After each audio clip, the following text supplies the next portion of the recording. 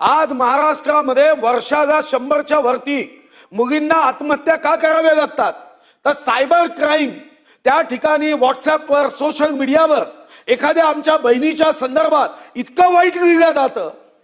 हे करणारे कदाचित श्रीमंताची पोरं असतात आणि सहन करणारी एखादी झोपडीत असणारी एखादी माझी बहीण असते. आणि जेव्हा पोलीस स्टेशनमध्ये तुम्ही जाता रिपोर्ट करता तेव्हा ते सांगतात की देशाच्या कायद्यामध्ये हे स्वातंत्र्य आहे की एखाद्या मुलीच्या संदर्भात 1 दिवस 2 दिवसाची जेल होते. अध्यक्ष महाराज, खरं तर जोपर्यंत कोर्टातून त्याचा निकाल लागत नाही आमच्या कोणत्याही लाडक्या बहिणीच्या संदर्भात किंवा तिच्या कन्येच्या संदर्भात, म्हणजे आमच्या भाच्या आहेत, तर यांच्या संदर्भात जर वाईट अशा पद्धतीने सायबर क्राईम झाला तर माननीय मंत्री महोदयांना माझी विनंती आहे की तुम्ही राज्यामध्ये जर आमच्या कायदा करण्याच्या सूचीमध्ये हा अधिकार तुम्हाला नसेल तर या सभागृहाच्या सर्व महिला आमदारांना घेऊन सन्माननीय पंतप्रधान महोदयांची भेट घ्या. कारण मी अनुभवलाय. सुप्रीम कोर्टामध्ये एक निकाल दिला की म्हणे एका मुलीच्या संदर्भामध्ये अतिशय वाईट शब्दामध्ये, गरिबाची मुलगी होती, वडील सांगतात की श्रीमंताच्या वाटी लागू नका कारण पैसे वागो के हात लंबे होते. पोलीस स्टेशन में गेल्यावर ठाणेदार चांगली वागणूक देत नाही.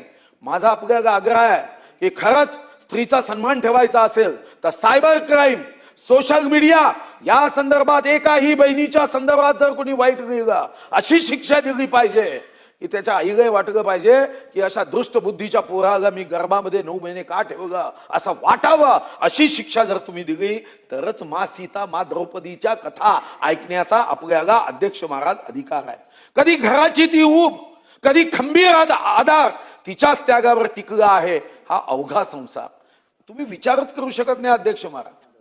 शेतकरी म्हणजे पुरुष आत्महत्या करतोय, पण ती स्त्री, तेवढीच शेती, तेवढंच कर्ज, तीच मुलं, पण अध्यक्ष महाराज स्त्री शेतकरी मात्र आत्महत्या करत नाही कारण निसर्गाने दिलेली तिच्यामधली सहनशीलता आहे. तिला संधी पाहिजे, दया नको आहे. दुसरी मागणी आहे, आपण लाखो कोटी पायाभूत सुविधांवर खर्च करतोय अध्यक्ष महाराज. मोठी कामं देऊ नका मी असं म्हणणार नाही, पण मजूर सहकारी संस्थेच्या GR मध्ये, कारण 9 ते 10 हजार कोटीची कामं मजूर सहकारी संस्थेला देतोय. तुम्ही आमदार आहात, मी आमदार आहे, काय आहे सर्व माहिती आहे, काही सांगायची गरज आहे का? आता मी मागणी करतोय, पत्र दिले की मजूर सहकारी संस्थेला, मजूर सहकारी संस्था किंवा महिला सहकारी संस्थांना ही कामं देता येईल एवढं एक वाक्य टाकायचं आहे. का नाही टाकत हो तुम्ही? कुठं फसल्यात? कुठं अडचण आहे तुम्हाला? आज घोषणा करा की 2 दिवसात GR काढू की या संदर्भामध्ये मजूर सहकारी संस्थेसोबत महिला सहकारी संस्थांची निवड करता येईल. शेकडो महिला सहकारी संस्था तयार आहे, द्या ना 30 लाखापर्यंत काम त्यांना. काय पुरुषांनी ठेका घेतला आहे का? आपण महिला सहकारी संस्थांनाही काम देण्याच्या दृष्टीने आपण त्यामध्ये काम केलं पाहिजे.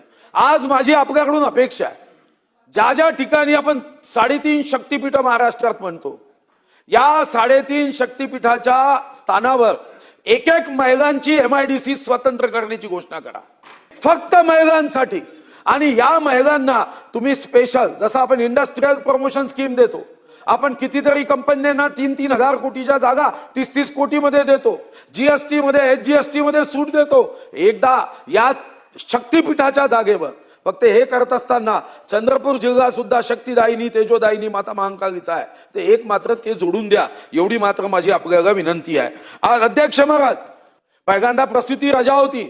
मी असताना निर्णय केला की प्रसूती रजा तर आहेच, पण 10वी-12वीत असणारा मुलगा असेल, मुलगी असेल, विद्यार्थी असेल, विद्यार्थिनी असेल, अभ्यास करत असताना आईची सावली असावी असं वाटायचं.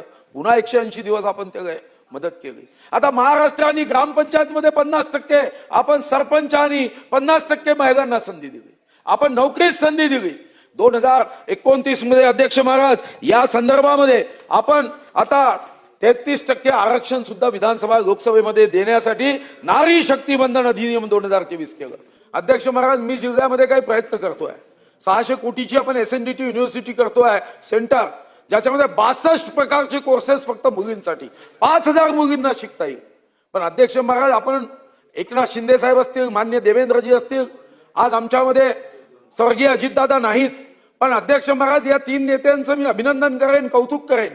लाडकी बहीण योजना ही आणली, 1500 रुपये अध्यक्ष महाराज या संदर्भामध्ये दिले आणि 2,52,00,000 मुलींना महिलांना आपण हे पैसे देतो. पण हे पैसे देऊन थांबायचं आहे का? नव्हे. साधारणतः आपलं सूत्र काय असतं? एखाद्याच्या ताटामध्ये एक दिवसासाठी मासा देण्याच्या ऐवजी त्याला जन्मभर मासे पकडण्याचं प्रशिक्षण दिलं पाहिजे. तुम्ही या संदर्भामध्ये 1500 रुपये, याचा अर्थ एका वर्षामध्ये 18,000 रुपये आपण देतोय. जर 10 महिला एकत्र आल्या ते 1,80,000 रुपये मिळतात आणि यावर बँक 5 ते 6 लक्ष रुपये कर्ज देऊ शकते. पण त्यांना या संदर्भामध्ये योग्य प्रशिक्षण ट्रेनिंग देण्याची व्यवस्था नाही आहे. माझी आग्रहाची विनंती आहे की तुम्ही काही जिल्हे या संदर्भामध्ये दत्तक घेऊन या संदर्भात जर आपण निर्णय केले तर आपण महिलांना खरंच आत्मनिर्भर भारताचा भाग बनवू शकू आणि या दृष्टीने सुद्धा मदत करण्याची अध्यक्ष महाराज आवश्यकता आहे. आणि शेवटचा अध्यक्ष महाराज मुद्दा, आंतरराष्ट्रीय शेतकरी महिला वर्ष आहे. तर आपल्या प्रस्तावाच्या या उत्तरात महाराष्ट्र शासन या माझ्या शेतकरी भगिनींसाठी या आंतरराष्ट्रीय महिला दिनानिमित्ताने काय कार्यक्रमाचं नियोजन करणार आहे त्याचीही घोषणा झाली पाहिजे. आणि आज जर घोषणा करणं शक्य नसेल तर आमच्या या सन्माननीय सर्व लाडक्या बहिणी बसल्या त्यांची समिती करा आणि 1-1.5 महिन्यात या संदर्भामध्ये आमच्या शेतकरी भगिनींसाठी महाराष्ट्राच्या तिजोरीत किती पैसे आहे त्यात आमच्या भगिनी मातीमध्ये अध्यक्ष महाराज सोनं निर्माण करतात. 1 एकर शेती नांगरायची असेल तर 13.5 किलोमीटर आडवं उभं चालतात, पावसाळ्यात चिखल तोडवतात, थंडीत जागणी करतात अध्यक्ष महाराज. त्या लाडक्या बहिणीला आंतरराष्ट्रीय महिला दिनाच्या निमित्ताने त्यांच्यासाठी आपण काय योजना करणार आहात हेही माहिती होण्याची अध्यक्ष महाराज आवश्यकता आहे.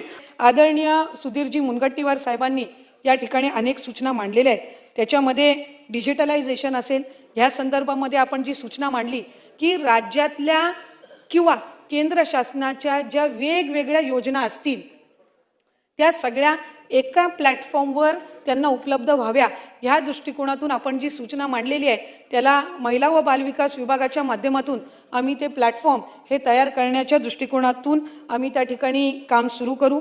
एक अतिशय महत्त्वपूर्ण सूचना ही त्यांच्या वतीने आली ती सायबर क्राईम आणि सोशल मीडिया या दृष्टिकोनातून आली. खरं तर सोशल मीडिया आणि सायबर क्राईमच्या म्हणजे त्या माध्यमातून अनेक असे जे महिला सायकोलॉजिकली त्यांच्यावर परिणाम होतो, मानसिक परिणाम होतो. शेवटी एक नकारात्मक कमेंट जरी ऐकली किंवा वाचली तरी त्यांना त्यातून परिणाम हा होत असतो.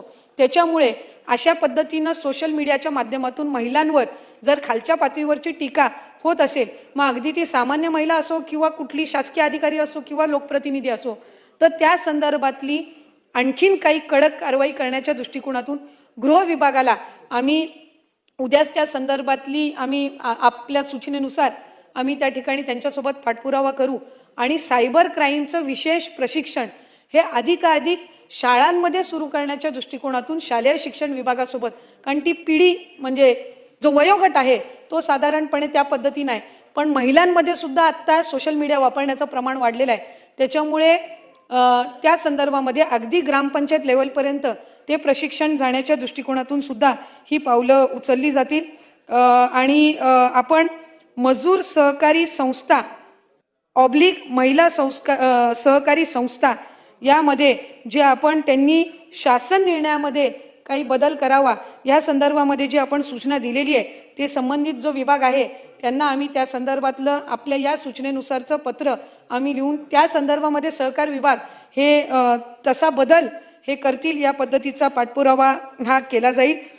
त्याचबरोबर 3.5 शक्तीपीठ क्षेत्रामध्ये प्राधान्याने औद्योगिक क्षेत्र विकसित करून त्याच्यामध्ये महिलांना प्राधान्य दिलं जावं, तर त्या संदर्भातलं उद्योग विभाग आणि त्यांच्या माध्यमातून 4थ्या महिला धोरणाअंतर्गत त्यांनी उद्योग विभागाने या संदर्भातलं एक धोरण तयार करावं किंवा त्या संदर्भातली एक स्कीम तयार करावी या संदर्भामध्ये त्यांना आमच्याकडून विनंती केली जाईल.